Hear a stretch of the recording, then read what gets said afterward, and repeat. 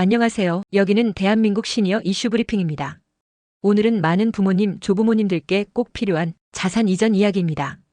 요즘 조부모가 손자, 손녀에게 직접 자산을 증여하는 경우가 크게 늘어나고 있습니다. 왜일까요? 자식보다 손주에게 주는 게 더 좋을까요? 세금은 얼마나 나올까요? 오늘 영상에서는 최근 사회 분위기부터 세제 혜택, 절세 전략, 그리고 조심해야 할 리스크까지 모두 차근차근 알려드립니다. 먼저 요즘 분위기부터 짚어보겠습니다. 예전에는 재산을 물려줄 때 부모 자녀가 기본이었죠. 하지만 최근 몇 년 사이 조부모 손주로 바로 자산을 넘기는 세대 건너뛰기 증여가 꾸준히 늘고 있습니다. 국세청에 따르면 이런 형태의 증여는 해마다 증가 중입니다. 특히 아파트, 예금, 주식 같은 자산을 손주에게 생전에 이전하는 사례가 많습니다. 그 이유는 무엇일까요? 첫째, 자녀는 이미 자리 잡았다고 보는 경우가 많습니다. 결혼하고 직장도 있는 자녀보다 학업 중이거나 막 사회에 나온 손주에게 경제적인 지원이 더 절실하다는 판단입니다. 둘째, 기대 수명이 길어지면서 상속 시기가 너무 늦어진다는 현실. 살아있을 때 손주가 잘 쓰는 걸 보고 싶다.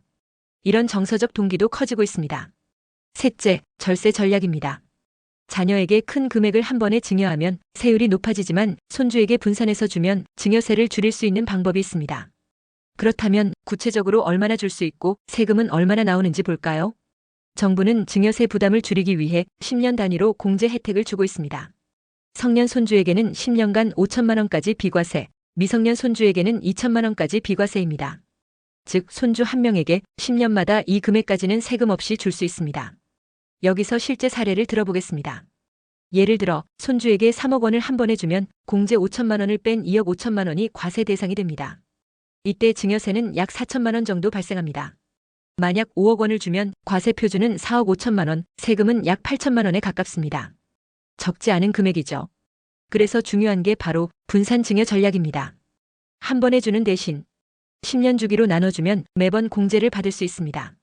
또 손주가 여러 명이라면 각각에게 나눠주면 공제 총액도 늘어납니다.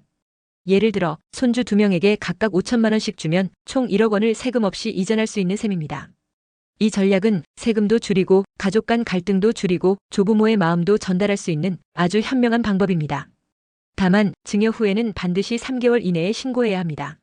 안 하면 과태료와 가산세가 붙습니다. 그럼 조부모가 손주에게 주는 건 무조건 좋은 선택일까요? 주의할 점도 분명 있습니다. 첫 번째는 세대 생략 할증세입니다.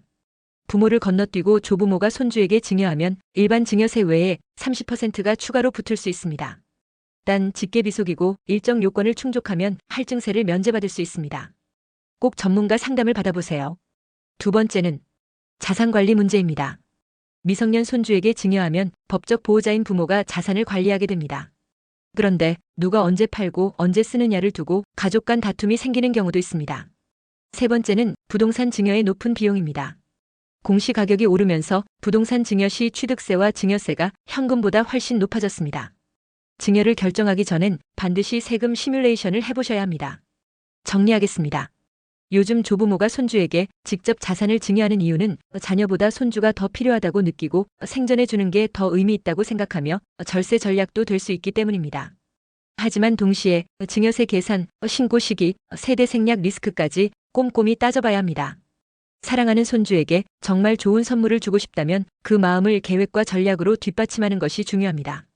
자산 이전도 이제는 똑똑하게 준비해야 하는 시대입니다.